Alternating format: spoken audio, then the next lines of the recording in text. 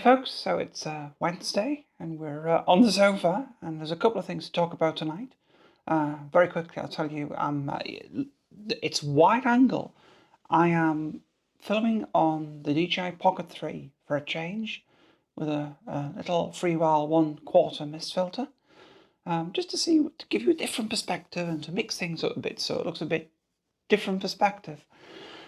Anyway, I digress. What are we going to talk about tonight? Well, a couple of things. I've done some more testing on the Fujifilm autofocus on video with birds, which I'm going to quickly go through some footage. But the main thing was also to talk a little bit about the current craze for retro cameras, and that Fuji have announced another camera, and it seems to be potentially a digital one, maybe not one of these Instax cameras. However, let's talk about the autofocus first. So I had the opportunity to go and film some birds of prey who were nesting at a local site. They were kestrels, and there was a group of about 3 of them, and I managed to catch a couple of them on the nest. I was using the 100 to 400 with the teleconverter and filming at just 25 frames a second, so nice straightforward. I tried a single point autofocus and the eye autofocus and the tracking autofocus, and while I did experience some of the similar issues that I had before, as you can see, I'll been playing some footage that you can watch while I'm nattering away here. I've reviewed the footage and I'm quite happy that the camera is locking on. And as you can see, with all the leaves, it's a very complex scene with a lot going on. And the camera's done really well actually to hold on. I know a lot of people have been critical, myself included, of the Fuji autofocus of late. And there are still some issues to address that. If you want to know about those, go and watch my previous episode of On the Sofa, where we talked a bit more in depth about the autofocus and issues I've faced. But I found that it was actually not too bad, and the stickiness was actually advantageous, because again, I wanted to be locked onto those birds and it wasn't hunting. It lost them a couple of times, but a quick tweak of the manual focus, put it in AF, MF mode, and it was absolutely fine. I had the lens set so that it was not focusing for things within 5 meters, which helps it. And although we're still getting some of the issues with refocusing somewhere else, as we have now a real world test and not make me pretending to test something, the chances of me wanting to refocus on something quickly are small, unless the mother came flying in with their prey, which would wait for hours, and I didn't manage to get that on film, but I did get some nice photographs here, and here's the youngsters feasting on a mouse, I think. But the camera was doing okay on the photography side as well. I tried single point and I was getting probably better hit rate on single point. When I put it on tracking with eye, it was mostly getting it, but there were a few misses. But I took 1,600 shots and the lighting was evening. It wasn't fantastic, and they were almost constantly in shadow because of where the sun was. So it was quite low contrast. I think this is where other cameras come in. Now I'm going to bring up a picture of my S5, which I think was sharper all around, less muddy. And that brings me on to one other thing I think it's worth briefly mentioning, which we could probably touch on in another episode, is that one of the problems with Fuji that's been I've been wrestling with is that in low light, it's not great. But that's just the problems that you have with a 40 megapixel sensor that's APS-C, so smaller, versus a full frame sensor that's 24 megapixels. The Lumix outperforms the Fuji by 1 to 2 stops, not just in noise, but also the fact that when you get noise in an image because of the lack of light, the image starts to go muddy and fudgy. And although I've managed to use AI denoise to get these images back to looking pretty presentable. I didn't really need to do much. I can shoot at ISO 6400 on my Lumix, and it's great. The only downside is that when I use my teleconverter on the Lumix camera, the autofocus is dreadfully slow. It's accurate, but it's slow. You can't get anything, it's action. But because these birds were just sort of sitting, looking around and flapping a bit, I was able to get some decent shots on both cameras. But I would like a camera system that is better with action. Now, I think the Lumix can do that, but it would have to be with the 150 to 600 lens that I don't have, because the 100 to 400 doesn't have the reach. But when you've just got the 100 to 400 on, without the teleconverter, it's great. But once you throw that teleconverter in, the lack of light really affects the autofocus, and it's struggling. It's accurate, but it's slow. So there you go. There are still issues. I think there are caveats with APS-C cameras, for sure. And that's something I've got to address, that if the lighting situation is low, then I'm going to struggle with an APS-C camera. And that's why I've got to consider what I'm shooting and whether I go for my full frame camera or whether I go for the Fuji. And it's why I touched on last week that I might want to actually, I'd love to try out a Sony A7 IV for an extended period of time, a couple of months, because I don't want to spend money that I haven't got on other systems, for sure. But at the same time, I'd like to see what that's like. But you can't get long-term loans, unfortunately. You'd need to borrow one for at least a month, I think, to try it out and get the right weather conditions and what have you. But it's, as I said last week, I think it's moving in the right direction. It's definitely better. It can get lost, the autofocus, but I mean, for what I use the camera for, I think the video footage that's come out of the Fuji is very good. And I think, you see, when we drop to 25 frames per second, we're effectively at 1/50th shutter. So we're getting a lot of good light in, so I was able to shoot at quite low ISO. And what affected the quality of the photographs was the fact I'm up at ISO 3200, 6400, and APS-C cameras just don't perform well above ISO 1600. They can get a shot, but in my humble opinion, you want to be shooting below ISO 1600 on an APS-C camera, especially in low light. In good light, it's not so bad. It's the light that's the problem. And a full frame camera can gather more light in a given situation because of its bigger sensor and its bigger pixel size. That's why you get better low ISO, low light performance on a full frame camera, but the compromise is weight. So I hope you found that useful, folks. And when you're thinking about cameras to take for things, if you're going to have challenges with light, you might consider full frame or the maximum ISO you're going to use, or the situation may not allow you to shoot without compromise. And I took pictures there knowing that I had to compromise on the quality because I didn't have a full frame camera or a faster lens that could let more light in to let the APS-C camera do a good job. But let's move on to vintage cameras. So let me show you something first. So you've probably seen this before. Bring it up here. You see the dials on the top of that. Hopefully they're in focus.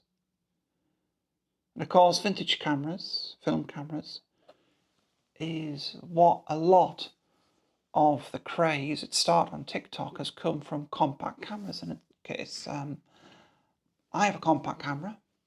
It's not a vintage one, but it's my little Sony ZV-1. And I love it, but it's fiddly. It's fiddly to use. So those vintage controls that my X-T5 has, and indeed these film cameras have, they're really tactile and make photography fun and engaging. And I think it's this that's got our younger generation intrigued by photography. I think that's a good thing. I think it's just that youngsters these days are starting to tire of the digital nature of mobile phones. I mean, look at me here recording. I've put a mist filter on the camera to make it look a little less focused, to give like a more vintage aesthetic. And that's kind of what we do, I've got my little camera here. Let's get there they are. I've attached them actually, so, drop them. But I've got this little mag filter thing. And the mag filter lets me attach filters to my ZV-1. It's like, there it is there.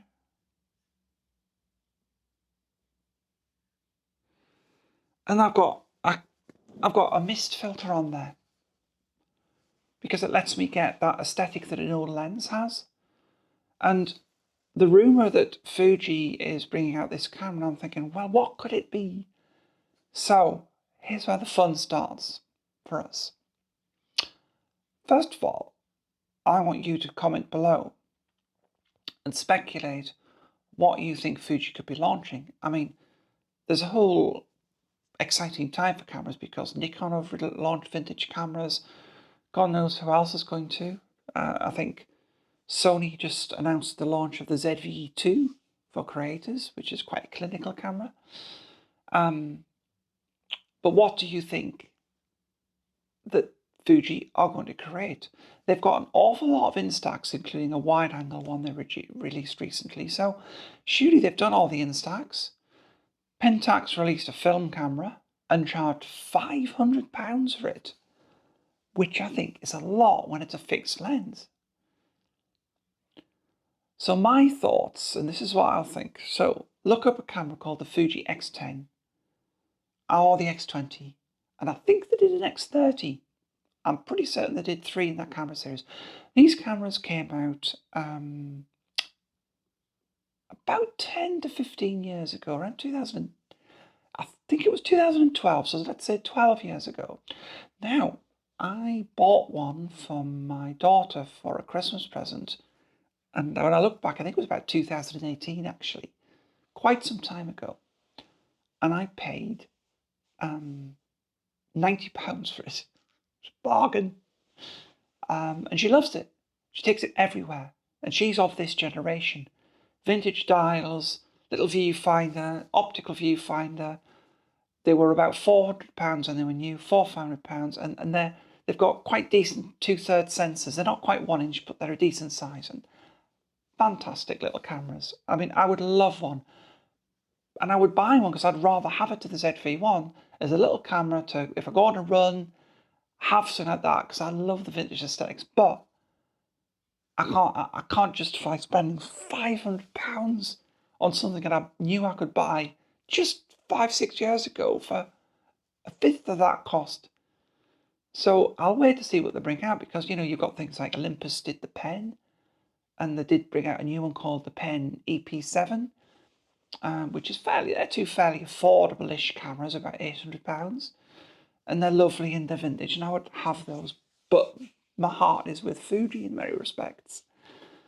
So I hope they're going to bring out an X40. That's my thoughts. I think they'll release an X40 because they want to target the part of the market which used to be compact cameras, and a typical premium compact was about that price. If they market it at close to £1,000 or £1,200, it's going to be too close to the X100, which is a premium camera.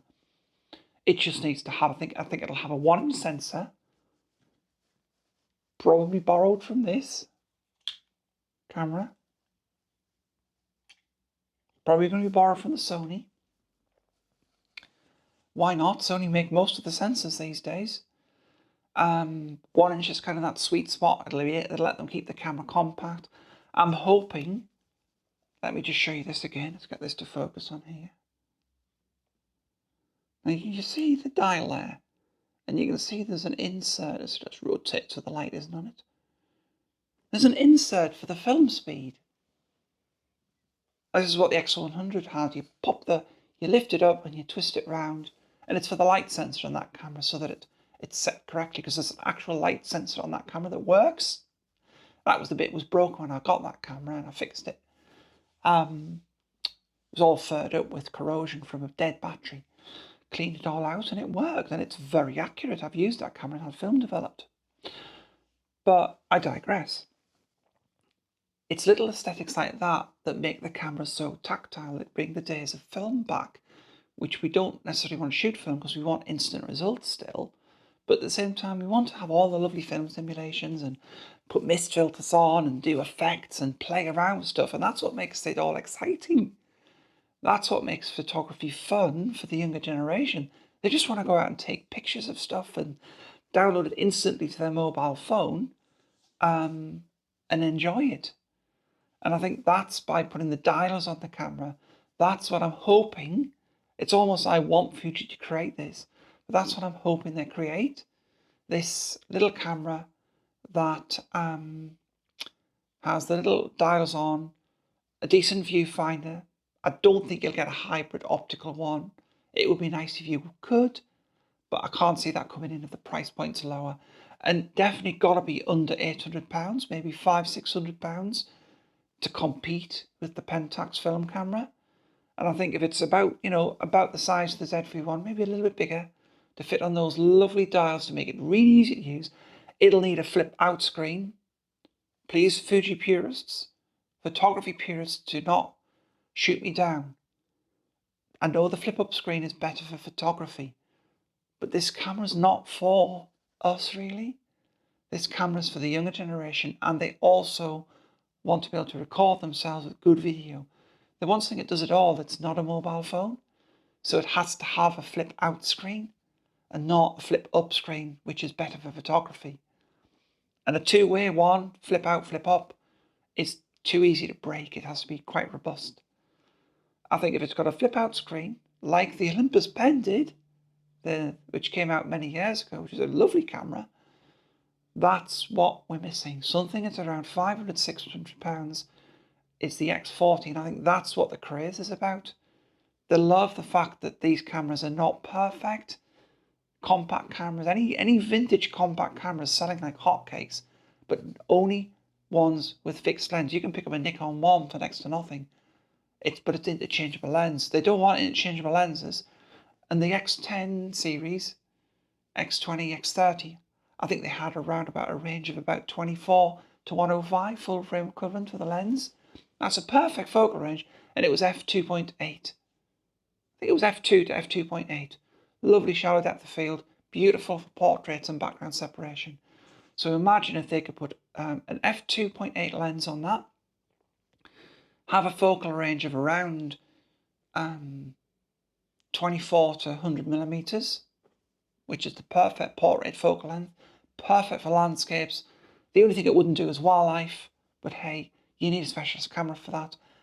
You'd have the perfect camera for kids. Flip out screen, 1-inch sensor, all the lovely film simulations, good app that lets you play around with the film simulations. Fuji really need to take note of this and catch up to what Lumix are doing. Their app is a bit pants still. We'll have to go into that and do a deep dive on that, but I still think the app's just atrocious, really. They tried to improve it, but it's just, it downloads like a history of what you've taken of pictures. It's like, who wants that? And it just fills with a timeline of a load of random stuff that doesn't work. And, oh, you plug this lens in.